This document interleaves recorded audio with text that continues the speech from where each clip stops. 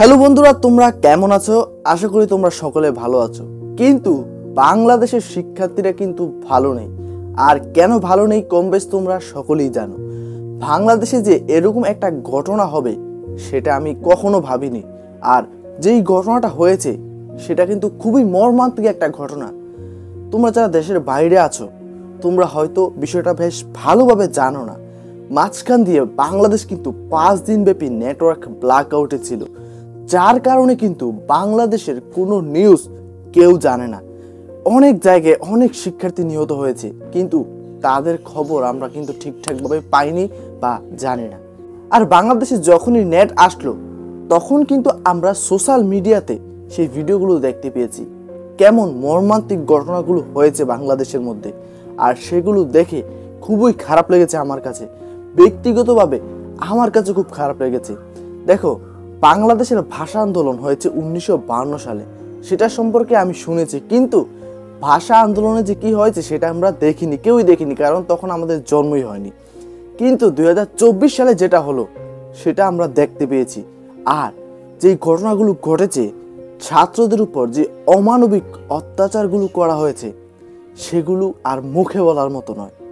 আর এই বিষয়টা নিয়েই একজন সিঙ্গার একটা গান তৈরি করেছে। গানটার নাম হচ্ছে আওয়াজ ওঠা। আর গানটা রিলিজ হয়েছে স্নেয়ার বিট ইউটিউব চ্যানেল থেকে। আর গানটা গেয়েছেন হান্নান, মানে সিঙ্গারের নাম হান্নান। তাহলে চলো তোমাদের সাথে একসাথে মিলে গানটা দেখে আসি। গানটা দেখে আসার পরে আমি কিছু ব্যক্তিগত মতামত তোমাদের মাঝে শেয়ার করব। তাহলে চলো আগে গানটাকে দেখে আসি।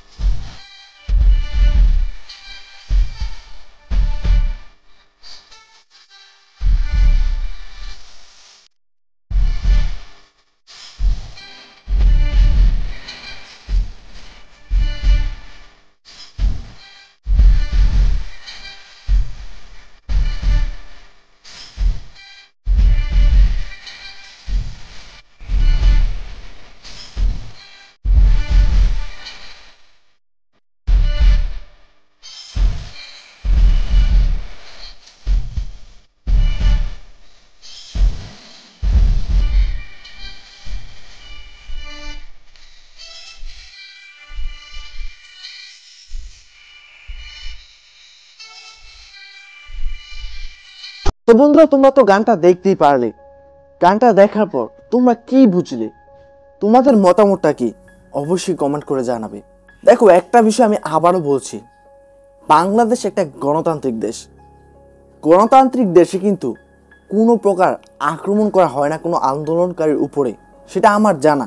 তারপরে আরেকটা ব্যাপার আমি শেয়ার করছি তোমাদের মাঝে, সেটা হচ্ছে ছাত্ররা তাদের অধিকার আদায়ের জন্য আন্দোলনে নেমেছে। তারা কিন্তু প্রাণঘাতী কোনো প্রকার অস্ত্র নিয়ে আন্দোলনে নামেনি। তাহলে নিরস্ত্র ছাত্রদের উপর, ছাত্রীদের উপর কেন আক্রমণ করা হলো? এই বিষয়টা নিয়ে আমার খুবই একটা কষ্ট হচ্ছে যে নিরস্ত্র ছাত্রছাত্রীদের উপর কেন আক্রমণ করা হলো। ছাত্ররা যখনই আন্দোলনে নেমেছিল তখন অবশ্যই প্রশাসনের দায়িত্ব ছিল তাদের টেকেল দেওয়া, মানে তাদের উপর যাতে কোনো ক্ষয়ক্ষতি না হয় বা তাদের উপর যাতে কোনো আক্রমণ না হয়, কেউ যাতে আক্রমণ করতে না পারে, প্রশাসনের দায়িত্ব ছিল সেটা। কিন্তু প্রশাসন কি করেছে? আমরা অনেক ফুটেজে দেখেছি, অনেক প্রশাসনের লোক আছে যারা ভালো কাজ করেছে, আবার অনেকে আছে কি যে বলবো, বলার মতো ভাষা নেই। তো তোমাদের কাছে কি মনে হয়? তোমরা কি আমার কথার সাথে একমত নাকি একমত নয়? অবশ্যই কমেন্ট করে জানাবে। তো আশা করি আজকের ভিডিওটা তোমাদের কাছে ভালো লেগেছে, আর যদি ভালো লেগে থাকে তাহলে অবশ্যই আমাদের চ্যানেলটাকে সাবস্ক্রাইব করতে পারো যদি তুমি আমাদের চ্যানেলের নতুন দর্শক হয়ে থাকো। আর হ্যাঁ, অবশ্যই তোমার মূল্যবান মতামত জানিয়ে যাবে। তাহলে এখানে বিদায় নিচ্ছি, দেখা হবে পরবর্তী কোনো একটা ভিডিওতে। ততক্ষণ পর্যন্ত সকলে ভালো থাকবে, সুস্থ থাকবে।